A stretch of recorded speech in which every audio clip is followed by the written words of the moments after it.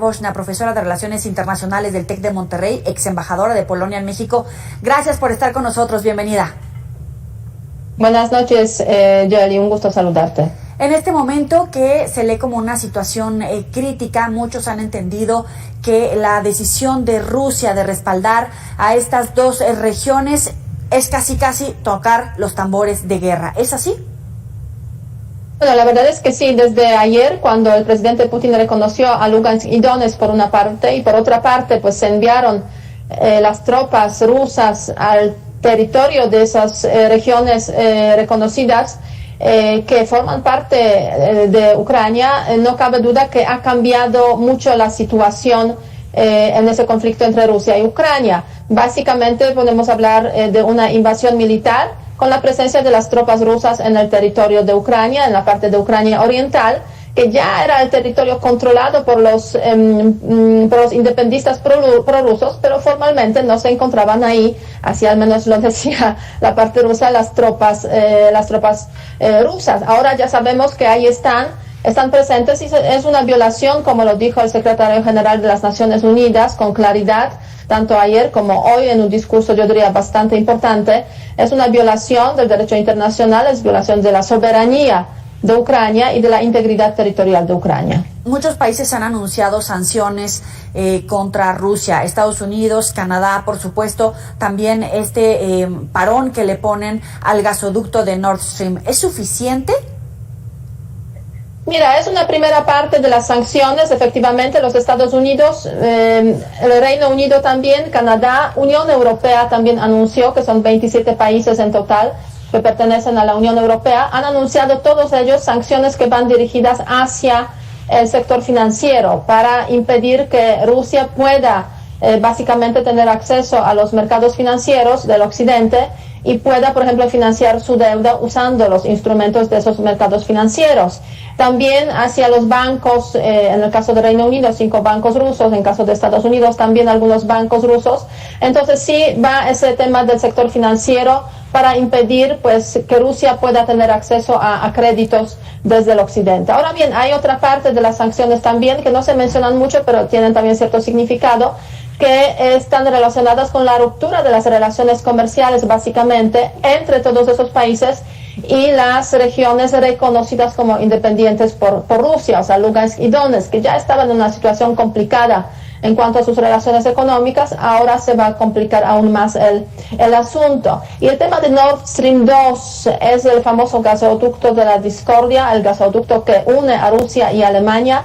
Yo creo que es importante resaltar que el canciller Scholz, el canciller de Alemania, decidió suspender el proceso de la certificación de este gasoducto, que aún no está en uso, y justamente estaban en proceso de poder habilitarlo para que pudiera pasar el gas por ese gasoducto. Se suspendió. Pero esa es la jugada maestra, ¿no? Perdón, no te escuché bien. Es la jugada maestra. Ibas a entrar al debate, precisamente. Sí, así es, efectivamente. O sea, es antes de que estallara de forma se escalara esa crisis a niveles que tenemos hoy, se ha hablado mucho, se ha debatido mucho.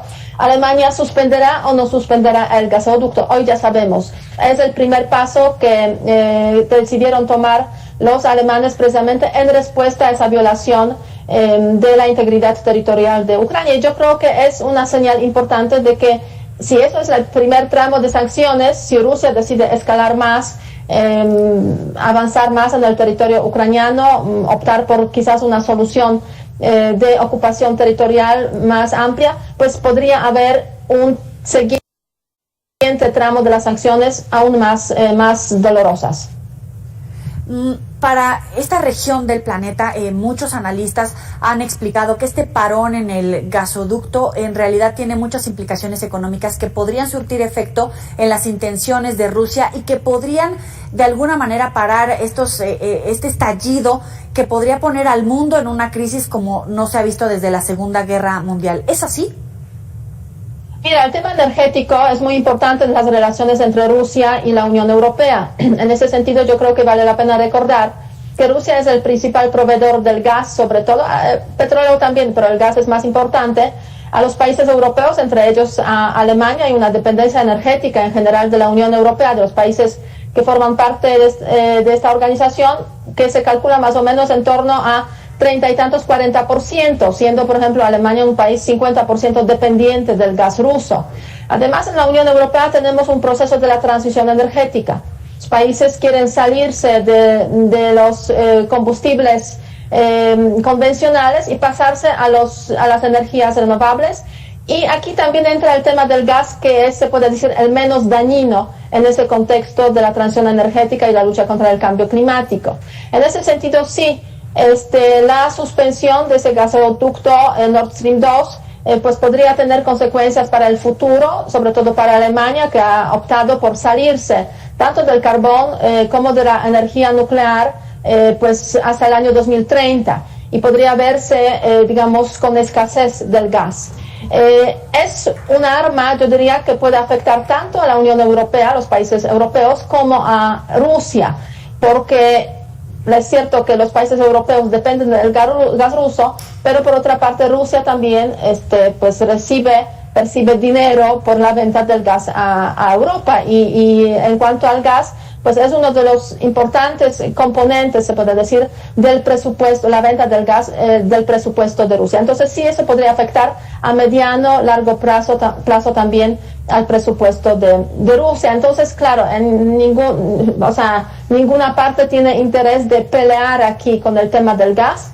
El presidente Putin de momento ha mantenido que ha resaltado que se están manteniendo, digamos, los abastecimientes con el gas ruso a los países europeos. No ha mencionado aquí que hay plan de cambiarlo, de cerrar la llave en ese contexto. Entonces yo creo que ese arma de momento se queda un poquitín aplazado, aparte de que efectivamente se decidió suspender el Nord Stream 2 como un movimiento muy simbólico en ese contexto. ¿Cuáles son las áreas de riesgo en materia energética para los países que estamos de este lado del planeta? Estados Unidos, México, Canadá, por supuesto, pero también las áreas de oportunidad. ¿Y cómo nos puede afectar? Porque en Estados Unidos, por ejemplo, vienen las elecciones en noviembre próximo, puede tener por ahí también un costo político, pero también en México estamos resintiendo la inflación, que en este momento, pues obviamente puede resentirse un poco más. Sí, eso pues, si el conflicto se agudiza, si, digamos, se extiende en el tiempo, si podría afectar, digamos, al tema del abastecimiento de gas, y en ese sentido, pues los europeos tendrían que buscar, obviamente, el gas en los mercados fuera de Rusia, intentando un poco rellenar ese hueco que significaría pues ausencia del gas ruso, que se podría rellenar parcialmente con el gas licuado, que podría llegar desde Qatar, desde algunas otras partes, digamos, que tienen ese tipo de gas licuado, por ejemplo los Estados Unidos también. De hecho, a la Unión Europea más o menos ya están proveyendo el 20% del gas, o mejor dicho, la Unión Europea del todo gas que consume, 20% es el gas licuado. Entonces sí hay ciertas opciones, y se ha calculado incluso qué tanto podría aguantar la Unión Europea, digamos, si en ese momento se cerrara la llave con el gas ruso. Y pues en general se estima, que hay algunos institutos en Europa que han hecho esas estimaciones,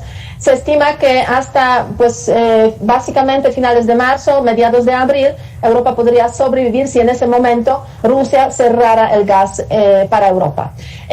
No sería un escenario muy bueno para el resto del mundo, porque obviamente crecería la presión, la demanda del gas en otros mercados, y ahí sí significaría eso la subida de precios. De hecho, ya estamos viendo la subida en los precios de los productos energéticos, el tema del petróleo, que ha subido el precio casi llegando a $100, y el tema del gas también se nota esa subida. Entonces sí, eso podría afectar obviamente al tema de la recuperación económica en diferentes partes del mundo. Y en el caso de México, sobre todo, la subida de los precios del gas significaría pues subida de los precios de este producto dentro de México. Recordemos que México es importador más o menos del 90% del gas que consume. Trae ese gas de los Estados Unidos, que tampoco estarían, se puede decir, a salvo de esas subidas de precio en los mercados internacionales. Beata, como siempre, te agradecemos muchísimo estos minutos para el auditorio de Mega Noticias. Muchas gracias y buenas noches. Buenas noches.